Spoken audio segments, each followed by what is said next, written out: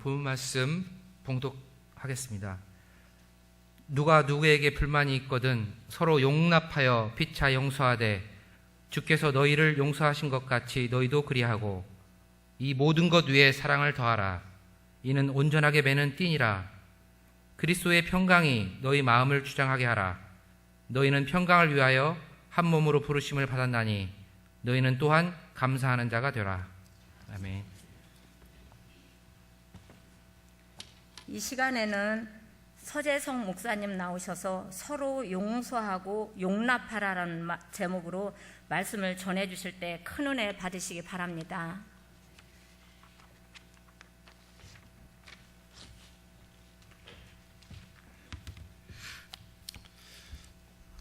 기도드리겠습니다. 사랑해 주님 감사합니다. 하나님, 이 시간 하나님께서 온전히 함께하사 하나님의 말씀이 선포되어지게 하시고 아버지, 그 말씀 가운데 우리의 심령이 변화되고 아버지, 우리의 삶의 모습들이 변화되는 놀라운 역사가 있을 수 있도록 도와주시옵소서. 주님께서 이 시간 함께하여 주셨기를 원하며 살아계신 예수님의 이름으로 기도드립니다. 아멘. 오늘도 오전에 가족 초청에 또한 작은 교회 방문에 또한 이렇게 저녁 예배까지 나오신 여러분을 환영하고 축복합니다. 오늘 새가족팀 헌신 예배입니다. 새가족팀이 우리 교회의 얼굴이라고 할 수 있겠죠. 새로운 성도들이 처음 교회에 와서 제일 먼저 맡게 되는 사람들이 바로 새가족 팀원들입니다. 그래서 이 새가족팀 헌신 예배 위해서 제가 필요한 말씀이 무엇일까 이렇게 고민하면서 오늘 말씀을 정했습니다. 새가족 팀원들이 새가족들을 상대할 때 가장 필요한 것이 용서고 인내라는 생각이 들었기 때문입니다. 전도하고 양육하기 위해서 얼마나 그 사람들과 많은 약속을 하고 또한 실망을 하게 되는 줄 아십니까? 그래서 저분들이 상처받지 않아야 돼요. 저분들이 상처받지 않고 아무리 약속을 어기고 또한 새로운 사람들이 그런 가겠다고 약속을 하고 또한 어기고 전화를 해도 전화 받지 않을 때 저분들이 그분들에 대한 미움이 생기면 안 됩니다. 그래서 용서와 용납이 꼭 필요하다는 생각이 들었습니다. 이것은 비단 새가족 팀만의 문제가 아닙니다. 우리 모든 성도들이 꼭 필요한 것이 바로 용서와 용납이기 때문입니다. 그래서 오늘 이 말씀을 통해서 우리가 서로서로를 용서하고 용납할 수 있는 이 시간 되길 축원드립니다. 우리가 개인적으로 구원받고 개인적인 신앙의 성장과 더불어 피할 수 없는 것이 있는데 바로 교회입니다. 이 교회 공동체 속에서 용서와 용납이 없으며 이 공동체는 무너지고 맙니다. 그래서 예수 그리스도를 믿고 구원받고 십자가 강도와 같이 바로 죽게 된다면 이 공동체가 필요 없겠지만 우리는 계속적으로 믿음을 지켜나가고 함께 살아야 되기 때문에 반드시 필요한 것이 이 교회 공동체입니다.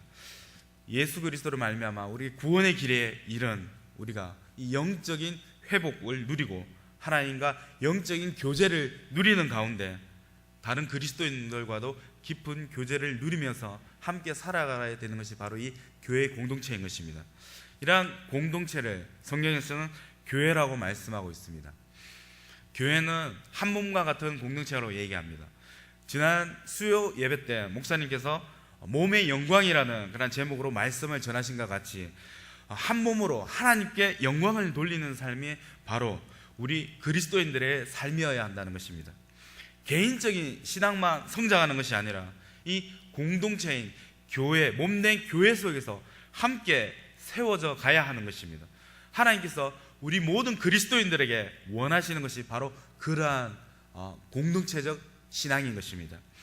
그래서 우리 믿는 그리스도인들이 모여서 교회 공동체를 함께 세워 나가는 데 있어서 꼭 필요한 것이 바로 용서와 용납입니다. 창세기 9장을 보시면 노아 홍수 후에 노아의 제사를 받으시면서 약속을 해주시는 장면이 있습니다. 그 약속이 무엇이냐면 다시는 물로 사람들을 썰어버리는 그런 것과 같은 심판을 하지 않겠다는 그런 약속입니다. 땅이 있을 동안에는, 즉 마지막 심판이 오기 전까지는 인류를 존속시키겠다고, 인류를 살려주겠다는 그런 약속인 것입니다. 그 언약의 증거가 바로 무지개입니다. 여기서 우리가 알아야 할 것은 사람이 선해서가 아니라 사람의 마음에 계획하는 것이 태어나면서부터 악하기 때문에 심판을 하지 않겠다는 것입니다. 창세기 8장 21절을 보겠습니다.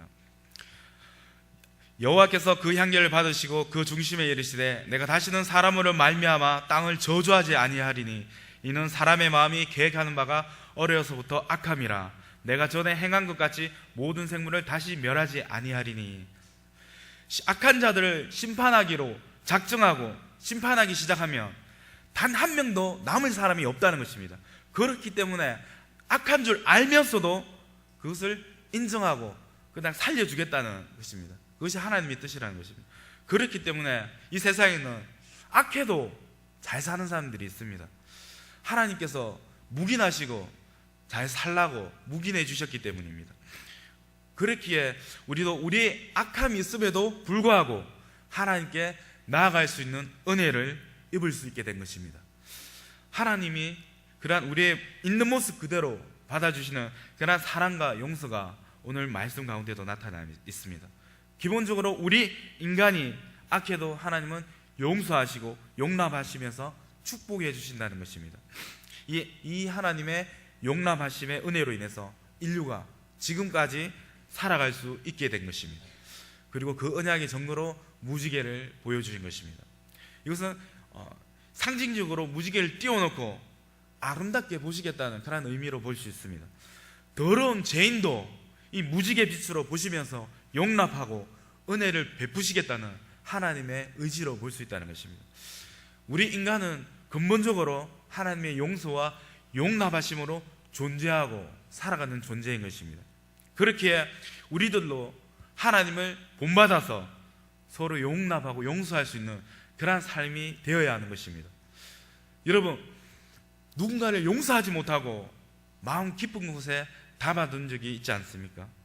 누군가를 미워하고 용서하지 못하는 것은 결국에는 자기 자신을 해치는 일밖에 되지 못합니다.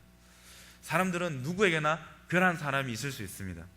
세상 모든 사람은 다 용서해도 그 인간만은 내가 용서하지 못한다고 이렇게 하시는 분들이 있다는 것입니다. 하지만 그로 인해서 자기 자신이 얼마나 영적인 피해를 받고 있는지는 생각하지 못하고 있다는 것입니다. 한번 생각해 보십시오.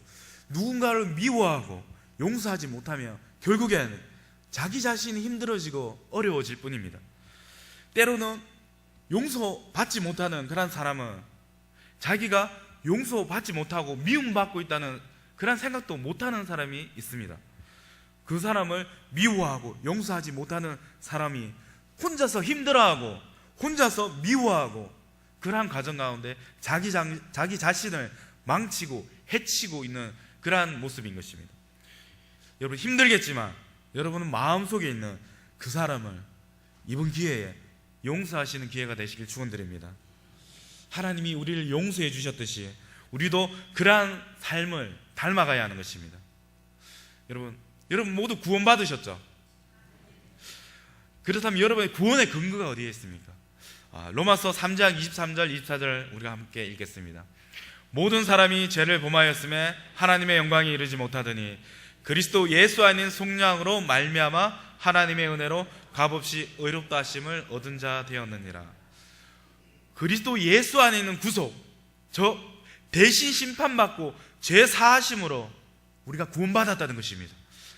세상 사람들은 한 번 용서받고 은혜 받고 이 땅에서 살아가는 것입니다. 노아의 홍수 이후에 말이죠. 하지만 우리 그리스도인들은 두 번 용서받고 은혜 받고 구원받아서 하나님의 자녀가 되고 영생을 얻은 사람들이라는 것입니다. 그래서 무지개 언약을 일반 은총이라고 부르기도 합니다. 그리고 십자가의 은총을 특별 은총이라고 우리가 부르기도 합니다. 세상 사람들은 이 일반 은총을 받아서 하나님의 용서 아래서 살아가고 있습니다. 그리스도인들은 십자가의 특별 은총까지 받아서 영생받고 천국에 갈 수 있는 특권을 누릴 수 있게 된 존재들입니다. 그렇기 때문에 우리는 용서 없이는 살아갈 수도 없고 천국은 당연히 없는 것입니다. 용서하는 것, 그것이 우리의 삶과 구원의 바탕에 있다는 것입니다. 용서가 우리의 구원의 바탕에 있기에 우리가 우리는 용서받은 존재입니다. 그런데 우리는 얼마나 다른 사람들을 용서해 주고 있습니까? 여러분, 다른 이들을 잘 용서해 주십니까? 용서하는 것도 연습이 필요합니다. 다른 사람을 용서하기 위해서는 우리도 다른 사람을 용서하는 법을 본받아야 하는 것입니다. 오늘 본문 말씀은 바로 그러한 주님의 본을 보여주고 있습니다. 골로새서 3장 13절에서 15절을 보면 주님을 본받아야 하는 그러한 내용을 보여주고 있습니다. 골로새서 13장을 보면 누가 누구에게 불만이 있거든 서로 용납하여 피차 용서하되 주께서 너희를 용서하신 것 같이 너희도 그리하고 이렇게 말씀하고 있습니다. 13절에서 본받을 것이 무엇입니까? 용서입니다. 주님이 용서하신 것 같이 우리도 용서해야 한다고 이야기합니다. 14절엔 뭐라고 이야기하고 있습니까? 이 모든 것 위에 사랑을 더하라. 이는 온전하게 매는 띠니라. 사랑을 우리가 본받아라고 이야기하고 있습니다. 주님께서 우리를 사랑하신 것 같이 우리도 모든 것 위에 사랑을 더해야 하는 것입니다. 아무리 많은 은사가 있더라도 그 바탕에 사랑이 없으면 아무런 의미가 없는 것이 되고 맙니다. 또한 15절에 뭐라고 얘기합니까? 그리스도의 평강이 너희 마음을 주장하게 하라. 너희는 평강을 위하여 한 몸으로 부르심을 받았나니 너희는 또한 감사하는 자가 되라. 평강, 즉 여기서는 서로 화목한 관계를 말하고 있는 것입니다. 하나님은 우리에게 화목하게 하는 직분을 주셨습니다. 화목하게 하는 평강을 누리는 것이야말로 우리가 속한 공동체에서 우리가 맡아야 하는 그런 직분이라는 사실을 우리가 기억해야 할 것입니다. 주님이 우리를 용서하신 것 같이 용서할 수 있으려면 사랑이 있어야 합니다. 평강을 누리는 자가 화목하게 하는 직분을 감당하기 위해서는 또한 희생이 필요합니다. 용서가 바로 그러한 희생의 대표적인 일이라는 것입니다. 마태복음 18장을 보시면 베드로가 예수님께 형제 죄를 몇 번이나 용서해야 됩니까? 이렇게 질문을 합니다. 그 당시 사람들은 한 서너 번만 용서해도 정말 많이 용서해 줬다고 생각하는 것이 일반적인 인식이었습니다. 그런데 베드로는 완전수인 7을 생각해서 7번 용서하면 되냐고 물어봤습니다. 베드로의 생각에는 굉장히 많이 쓴 거죠. 그런데 예수님께서는 7번뿐 아니라 70번씩 7번이라도 용서하라고 이야기하십니다. 그러면 490번만 용서하면 될까요? 끝까지 용서하라는 것입니다. 누군가를 무조건적으로 계속 용서한다는 것은 분명 쉽지 않은 일입니다.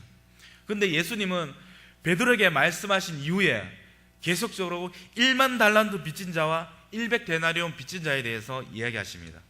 1만 달란트 빚진 자가 그 빚을 탕감받았는데 자신에게 100데나리온을 빚진 자를 감옥에 가두었던 이야기입니다. 한 데나리온이 그 당시 노동자의 하루 품삯이었다고 합니다. 그러면 한 달란트는 6천 데나리온이 됩니다. 그러면 1만 달란트는 6천만 데나리온이 되는 것입니다. 생각해 보십시오. 6천만 데나리온을 탕감받은 그런 사람이 자신에게 100데나리온 빚진 자를 용서하지 못했다는 것입니다. 용서하지 못하고 감옥에 가두기까지 하니까 이 1만 달란트를 탕감해 준 주인이 어떻게 합니까? 그 빚진 자를 다시 잡아서 1만 달란트를 다시 갚게 합니다. 우리가 바로 주님께 1만 달란트 빚진 자임을 믿으시기 바랍니다. 우리에게 100데나리온을 빚진 자를 용서할 수 있는 마음이 있어야 하는 것입니다. 우리가 6천만 데나리온, 1만 달란트를 탕감받았다면 우리가 100데나리온을 탕감해 줄 수 있는 마음이 우리에게 당연히 있어야 하는 것입니다. 강화도에 가면 강화도에 처음 세워진 교회인 교상교회라는 교회가 있습니다. 이 교회를 시작해서 두 번째로 세워진 교회가 있는데 그 교회의 이름이 홍의교회입니다. 이 홍의교회는 강화의 안디옥 교회라고 불려집니다. 선교사가 아닌 한국인의 힘으로 세워진 홍의교회는 말씀대로 사는 삶을 살았다고 합니다. 복음을 전하기 위해서 헌신함으로 인해 또 전 강화도를 복음화시키기 위해서 가장 많은 복음 전도자들이 나왔고 말씀대로 살기 위해서 한 형제 자매임을 나타내기 위해서 이름까지 계명한 일자 돌림으로 계명한 사건이 유명한 사건으로 기억되어집니다. 또한 자신들이 죄인임을 고백하기 위해서 기독교임을 나타내기 위해서 항상 검은 옷을 입고 다녔다고 합니다. 이 홍익교회의 첫 교인으로 일자 돌림으로 개명한 사람 중에 종순일이라는 그런 분이 계셨습니다. 이분이 예수 믿기 전에는 마을 부자 소리를 듣는 재물에 여유가 있는 대농이었습니다. 재산이 넉넉해서 그 홍익 마을에 많은 사람들에게 적지 않은 돈을 빌려주었다고 합니다. 이 예수를 믿고 이 세례를 받은 후에 이 종순이라는 분이 이 1만 달란트 빚진 자의 비유를 읽게 되었습니다. 그래서 자신의 삶에 이 말씀을 적용하려고 했습니다. 그래서 자신에게 돈을 빌려간 마을 사람들을 전부 모아놓고 자신이 읽은 성경 말씀을 그들에게 설명한 뒤에 그들이 보는 앞에서 빈문서를 꺼내 불사르면서 여러분이 내게 진 빚은 없습니다, 이렇게 말했다고 합니다. 그날 빛을 탕감받은 사람들이 예수님을 믿고 구원받았으면 말할 필요가 없는 것입니다. 이후에 이 종순이라는 분은 부자 청년의 비유를 읽고 자신의 재산을 팔아서 가난한 사람들에게 나눠주고 전도자의 삶을 살았다고 얘기합니다. 말씀대로 살고 말씀대로 적용하니까 복음의 능력이 나타난 것을 우리는 확인할 수 있는 것입니다. 하나님의 용서를 받아 살면서 구원받은 그러한 형제의 작은 잘못을 용서하지 못한다는 것은 말이 안 되는 것입니다. 형제를 용서하지 않으면 용서와 사랑으로 우리를 살게 하시고 구원하신 그 하나님이 우리도 용서하지 않으신다고 경고하고 계신 것입니다. 우리가 형제를 용서하지 않으면 지옥불의 심판을 받게 된다고 얘기합니다. 하나님의 용서와 은혜를 아는 사람은 서로 용서하며 살아야 한다는 것을 가르쳐주고 계십니다. 여러분 마음에 아직도 용서하지 못하는 사람이 계십니까? 자신의 힘으로 용서가 안 되며 그러한 사람이 있다면 솔직히 하나님께 용서해달라고 기도해 보십시오. 나의 힘으로나 나의 능력으로 하는 것이 아니라 하나님이 주시는 힘으로, 하나님이 주시는 마음으로 용서하고 사랑할 수 있게 해달라고 기도해 보십시오. 하나님의 크신 사랑을 경험하고 우리가 죽을 수밖에 없는 죄인임을 고백한다면 그 죄를 용서하기 위해서 독생자를 아낌없이 보내주신 그 하나님의 사랑을 체험하셨다면 우리도 우리에게 잘못한 사람을 용서해야 하는 것이 마땅하다는 것입니다. 마태복음 6장 12절에 뭐라고 나와 있습니까? 함께 읽겠습니다. 우리가 우리에게 죄 지은 자를 사하여 준 것 같이 우리 죄를 사하여 주시옵고. 아멘. 우리도 남을 용서하라고 주님이 가르쳐 주신 기도문, 주기도문에 분명하게 나타나 있는 내용입니다. 우리가 용서하여 준 것 같이 우리 죄를 용서하여 달라고 기도하고 있는 것입니다. 우리가 용서하면서 우리가 용서받기를 기도해야 한다는 것입니다. 우리는 용서하지 않으면서 하나님 나의 죄를 용서해 주십시오, 이것은 지나친 욕심이라는 것입니다. 주님이 우리를 사랑하시지만 우리를 구원하기를 원하시지만 또한 우리가 하나님의 사람으로 다른 사람들을 용서하기 원하시는 것입니다. 그렇기에 주님이 가르쳐 주신 이 주기도문 가운데 이 말씀이 들어가 있는 것입니다. 막연히 외우고 기도했던 이 주기도문에 이러한 내용을 분명히 알고 있다면 우리가 주기도문을 할 때마다 용서하지 못하고 있는 사람이 누가 있는가를 생각하게 될 것입니다. 그리고 용서해야 되겠다는 그런 마음의 다짐을 하게 될 것입니다. 믿음의 고백과 같은 이 고백을 여러분도 자신 있게 할 수 있기를 축원드립니다. 시편 109편의 기도를 보시면 7절부터 함께 읽어보겠습니다. 그가 심판을 받을 때 죄인이 되어 나오게 하시며 그의 기도가 죄로 변하게 하시며 그의 연수를 짧게 하시며 그의 직분을 타인이 빼앗게 하시며 그의 자녀는 고아가 되고 그의 아내는 과부가 되며 그의 자녀들은 유리하며 구걸하고 그들의 황폐한 집을 떠나 빌어먹게 하소서. 무슨 내용입니까? 어떤 기도입니까? 시편 109편 전체를 나중에 한번 자세히 한번 읽어보십시오. 어떤 형제를 망하게 해달라는 그런 기도입니다. 하나님 그 인간 꼴보기 싫습니다. 하나님 그 인간 망하게 해주십시오. 일찍 죽게 해주십시오. 이러한 기도가 바로 시편 109편의 기도라는 것입니다. 그런데 성경에서 이러한 기도를 기록해 놓은 것은 형제를 저주하라는 이러한 목적이 있는 것이 아닙니다. 이러한 기도도 하나님께 할 수 있다고 하나님이 다 받아주시겠다는 그 사실을 알게 하기 위해서 이 시편 109편의 기도가 성경에 적혀 있는 것입니다. 이러한 기도가 어떤 경우입니까? 사람에게 너무 상처받아서 도저히 용서할 수 없고 저주하고 싶고 죽이고 싶은데, 그런 감당할 수 없는 상처가 내 안에 가득한데 그 사실을 저주하고 죽이는 것이 아니라 하나님 앞에 나와서 하나님, 그 인간 죽이고 싶습니다. 하나님, 이 마음을 받아주십시오. 하나님, 내 마음을 하나님 앞에 솔직하게 토해 놓으라는 것입니다. 하나님 앞에서는 용서하는 것처럼 기도해 놓고 실제로 미워하고 저주하는 그러한 마음을 품는 것이 아니라 하나님 앞에 솔직히 나와서 하나님, 그 인간 꼴보기 싫습니다. 그 인간 정말 빨리 죽었으면 좋겠습니다. 내 마음이 이러하다는 것을 솔직하게 하나님 앞에 터놓고 하나님 앞에 눈물러서 고백하라는 것입니다. 하나님도 그렇게 상처가 커서 정말 주체할 수 없는 그런 상처가 있다며, 감당할 수 없는 그런 상처가 있다며 나에게, 하나님께 다 토해놓는 그 마음을 하나님이 받아주시겠다는 것입니다. 원통하고 감당할 수 없어서 하나님 앞에 솔직하게 내어놓고 그 마음을 내어놓으며 하나님이 받으시고 우리의 마음을 위로해 주심으로 우리가 오히려 용서할 수 있는 그런 마음의 치유와 그런 능력을 하나님께서 우리에게 부어주시겠다는 것입니다. 시편 51편 17절을 한번 보겠습니다. 하나님께서 구하시는 제사는 상한 심령이라 하나님이여 상하고 통회하는 마음을 주께서 멸시하지 아니하시리이다. 하나님께서 우리의 상한 심령을 외면하지 않으십니다. 상하고 통회하는 마음을 멸시하지 않겠다는 것입니다. 너무나 상처가 커서 마음에 감당할 수 없는 그런 고통이 있는 경우에도 하나님이 다 받아주시고 그분의 넓은 사랑으로 다 받아주시겠다는 것을 보여주는 말씀인 것입니다. 용서할 수 없는 마음인 경우에는 그대로 솔직하게 하나님께 말씀드리고 하나님 앞에 온전히 내어놓고 부르짖으시기 바랍니다. 여러분이 마음 깊은 곳에 용서하지 못한 사람이 있다면 오늘 밤이라도 하나님 앞에 내려놓고 솔직하게 하나님 앞에 내려놓으시기 바랍니다.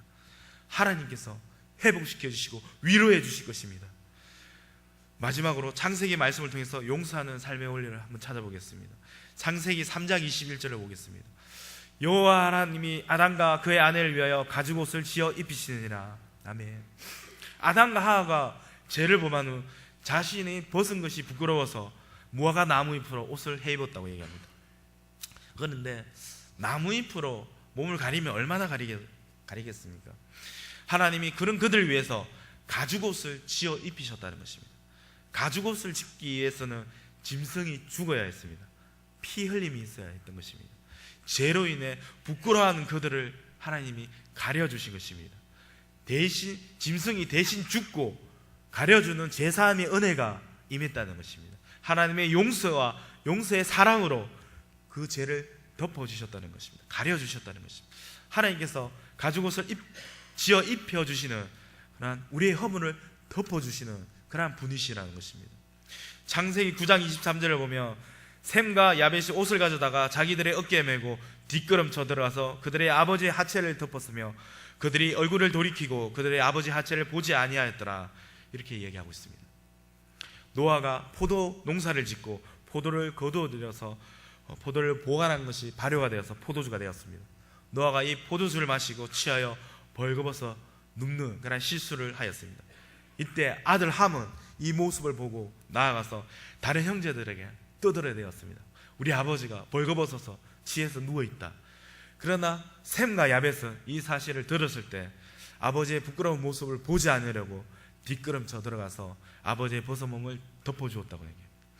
덮어주는 것이 진정한 사랑입니다. 용서는 덮어주는 사랑으로 되는 것입니다. 베드로전서 4장 8절에 보면 사랑은 허다한 죄를 덮는다고 말씀하고 계십니다. 사랑은 허다한 죄를 덮어주며 하나님이 원하시는 대로 서로 용서하고 용납하는 그런 모습이 하나님께서 우리에게 원하시는 것입니다. 그리하여 우리 하나님께서 원하시는 한 몸된 교회 공동체를 이루어 가시는 것이 바로 저와 여러분들을 향한 하나님의 뜻인 것입니다.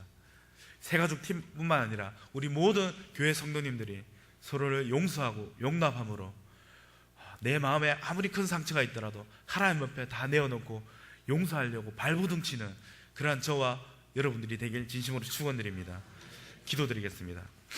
사랑해 주님 감사합니다. 하나님께서 우리에게 원하시는 것은 우리 공동체 모든 식구들을 서로 용서하고 용납하라는 것임을 우리가 새롭게 깨달았습니다.